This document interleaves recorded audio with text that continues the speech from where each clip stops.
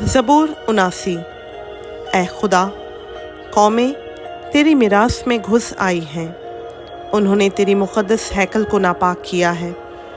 उन्होंने यरूशलेम को खंडर बना दिया है।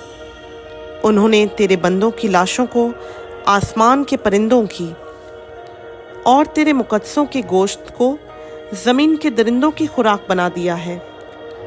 उन्होंने उनका खून यरूशलेम के गिर्द पानी की तरह बहाया और कोई उनको दफन करने वाला ना था।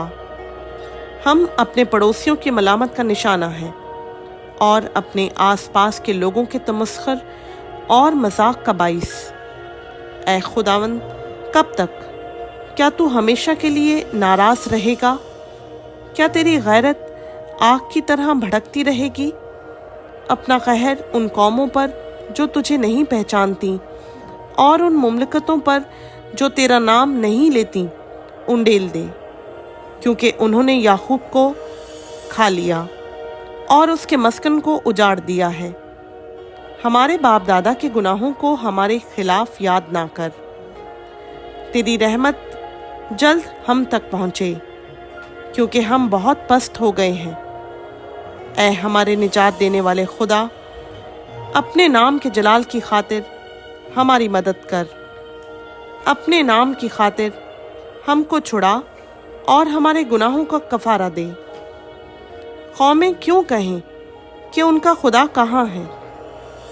तेरे बंदों के बहाए हुए खून का बदला हमारी आंखों के सामने कौमों पर वाज़ेह हो जाए।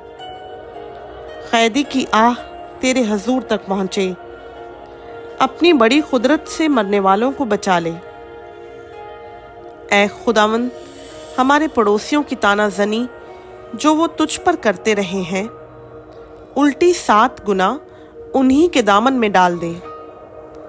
तब हम जो तेरे लोग और तेरी चरागाह की भेड़ें हैं, हमेशा तेरी शुक्रगुजारी करेंगे। हम पुश्त दर पुश्त तेरी सिताइश करेंगे।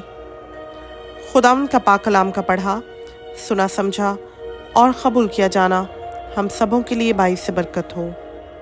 आमीन।